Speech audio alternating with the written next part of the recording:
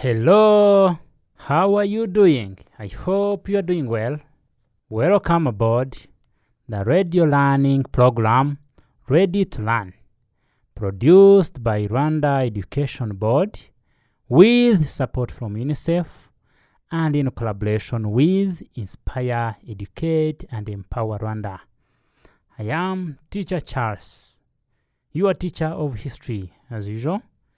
I am calling upon all Senior 1 students to get their history notebooks, sit next to your radio, and we learn together. Our today's lesson is very interesting.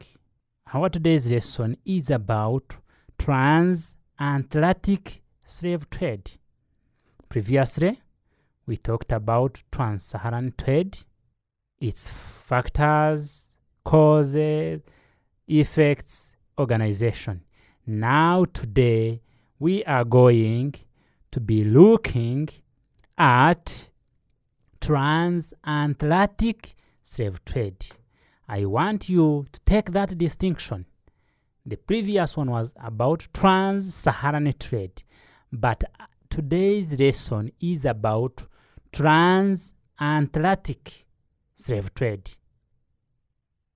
So we want to see the reasons for the rise, for the expansion, and the growth of transatlantic slave trade. So basically this was about slaves across Atlantic Ocean. This was basically about slaves. So we want to look at the reasons or factors for its rise, for its growth, its expansion. All right, I want you to listen attentively to this short background before we go to the reasons for its rise. The transatlantic slave trade was the trade which involved Europe, West Africa, and the West Indies or America. When we talk of West Indies, we mean America. By then, now it is out of these states where America came from. So it was between Europe, or it involved Europe, West Africa. When we talk of West Africa, we talk of West African states. And the West Indies. It was also called the triangular trade. In other words, it was in the form of a triangle. When we talk of a triangle, you understand that shape. A triangle, it was also referred to as triangular trade. So if you meet a question about triangular trade and another question about transatlantic slave trade, they all mean the same. So you may be asked reasons for the rise of triangular trade, or in the next, others may be asked reasons for the rise of transatlantic slave trade, all mean the same.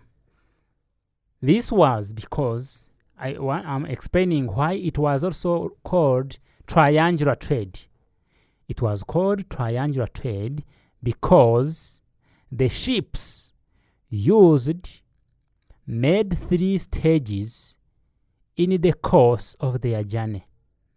That is, from Europe to West Africa, America, and back to Europe.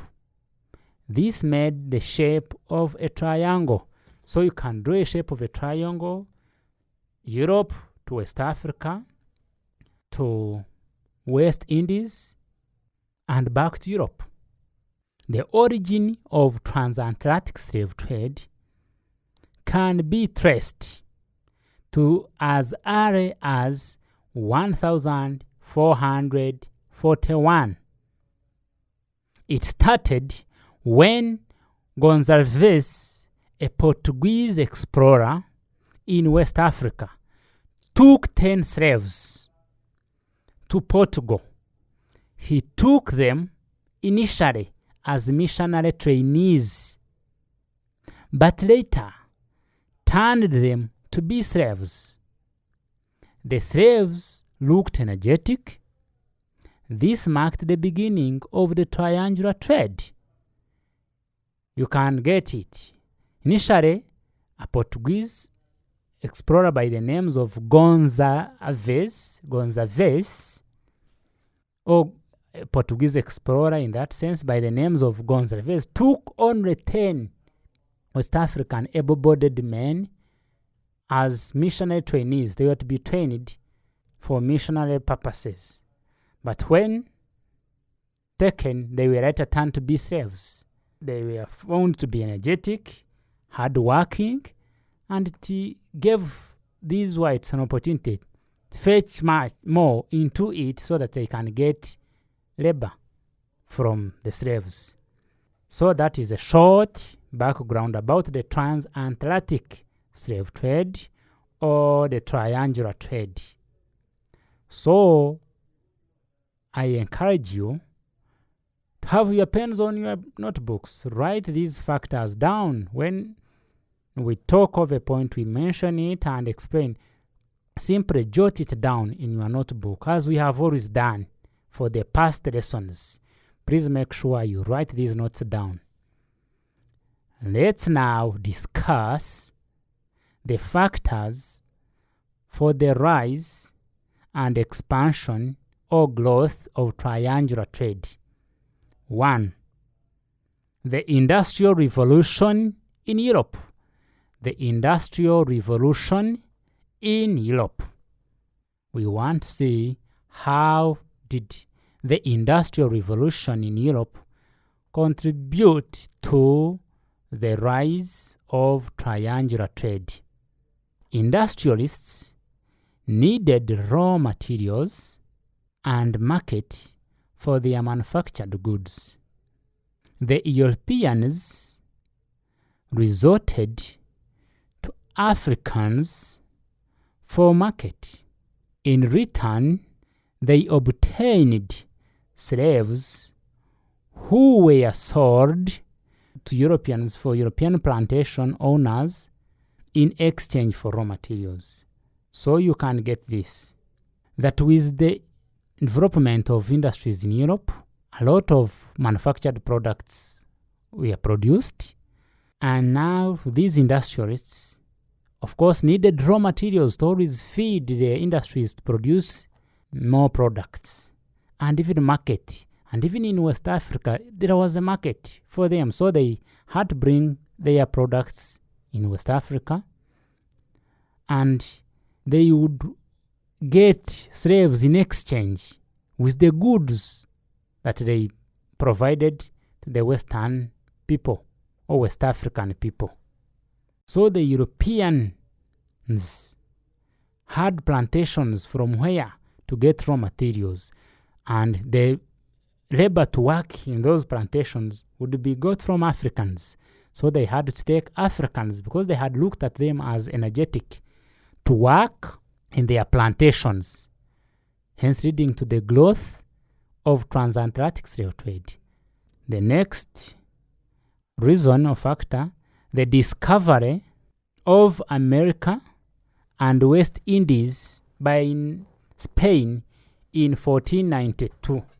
The discovery of America and West Indies was one important factor.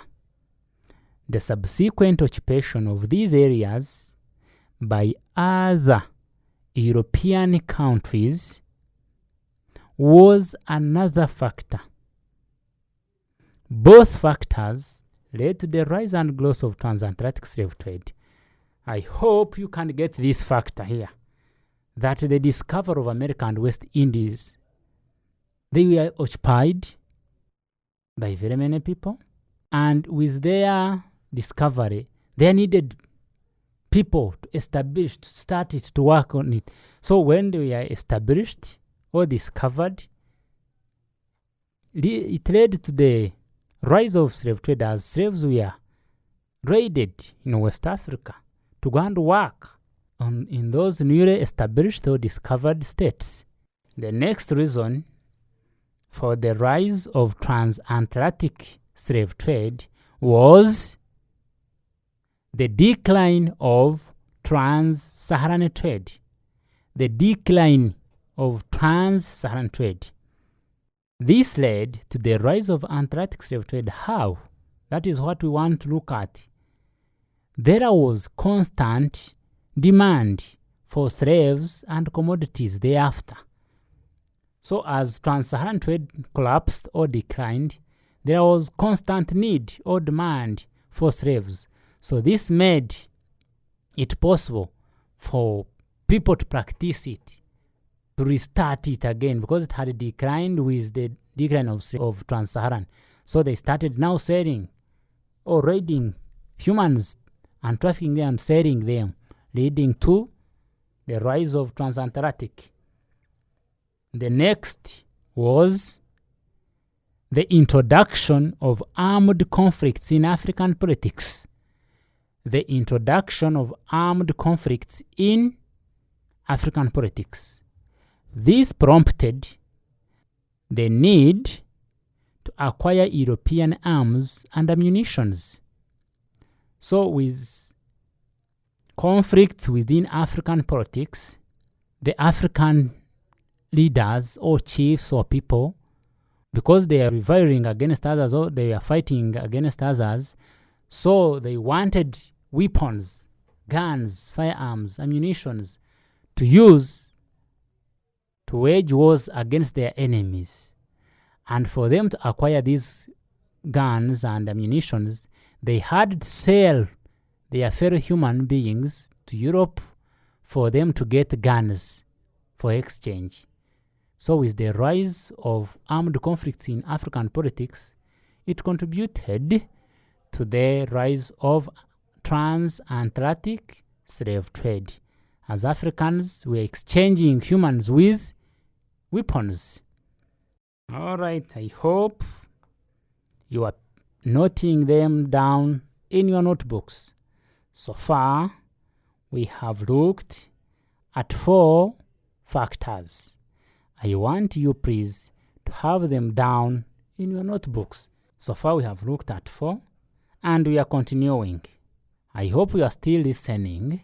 The next factor for the rise of triangular trade was that the trade was profitable. The profits gained. The trade was profitable to the Europeans and Africans who were involved in it. For example, African chiefs and other participants got European goods which were of high value. So with that, they had to raid their fellow humans and sell them as slaves, hence leading to the rise of transatlantic slave trade. The next reason for the rise of triangular trade, that there was a desire by African chiefs to get wealth and political power. So the point here is political power and wealth. So the African chiefs wanted to gain wealth and political power. And for these reasons, they had to involve themselves in slave trade. They had to sell their fellow human beings to the Europeans so that they can obtain and acquire arms. When we talk of firearms, the guns and ammunitions, and even that this trade could help them in maintaining friendship with Europeans. So for African chiefs who desired to gain popularity in politics, in power, who desired to have wealth, they had to practice it, they had to get involved in it for them to strengthen their relationship with the Europeans who would support them. Even they would want to get firearms and ammunitions in exchange so that they can use these firearms and ammunitions to strengthen their positions or their power, hence leading to the rise of transatlantic slave trade. Next reason, in addition to the above, there was growth of new merchants in Europe as feudalism was declining. When we talk of merchants, these are the business people, the industrialists, the middlemen, in short, the business people. The new merchants of Europe wanted to accumulate a lot of wealth. This became a justification to participate in the triangular trade. So, for these new merchants wanted to get wealth, and for them to get wealth, they had to involve in slave trade business for them to get wealth. So the point is about the rise of new merchants who wanted to gain wealth. Next, the increased demand for certain luxurious goods. Desire for luxury, life. The increased demand for certain luxurious goods such as sugar, alcohol, beads, clothes, and mirrors. The list is endless. There are very many goods that African people desired to have from the Europeans. And for them to gain these materials, to obtain these goods, they had to exchange them with slaves. So they had to raid slaves so that they can sell them to Europeans for them to get these luxurious goods mentioned above. Next, the winds and ocean currents helped to steer the European ships to America and Asia. So the point here is the existence of winds and ocean currents. Remember, this trade was carried out across the ocean, the Atlantic Ocean. So the winds and the ocean currents at the sea helped to steer the European ships. Remember, the slaves were shipped in the ships, in the boats, in other words. So it helped them to steer the European ships to America and Africa. So it provided that opportunity for them to move quickly on the sea, as winds would help to direct the boats and the ships, even the wind currents. So with these, they favored the rise of transatlantic slave trade. Next, that Africans were considered, or we are considerably physically fit. In other words, the physical fitness of Africans. The physical fitness of Africans led to the rise of transatlantic slave trade. Physical fitness of Africans. That Africans could withstand harsh climatic conditions in America compared to Europeans or Asians. That Africans were physically fit. And for that fitness, that they could withstand, they could manage, in other words, the harsh conditions in America compared to the Europeans and the Asians. So this favored the rise and growth of transatlantic slave trade, because Africans were physically fit, so venture into slaves business in Africa, for Africans were fit and strong. There are very many factors for the rise, but these are some that we are discussing about today. So the last factor was the supply of firearms also led to the rise of triangular trade, the supply of firearms. So for Africans wanted to acquire firearms, when we talk of firearms, we mean like the guns and the other ammunitions. So Africans wanted to acquire firearms to defend themselves against enemies and calm down the internal wars. There were internal wars within African states, and for that, Africans wanted to have firearms to help them defend against these enemies. So for them to have firearms, they had to exchange them with slaves because they are the goods that they had. So they had to raid very many communities to get able-bodied people who would be exchanged with European guns and firearms.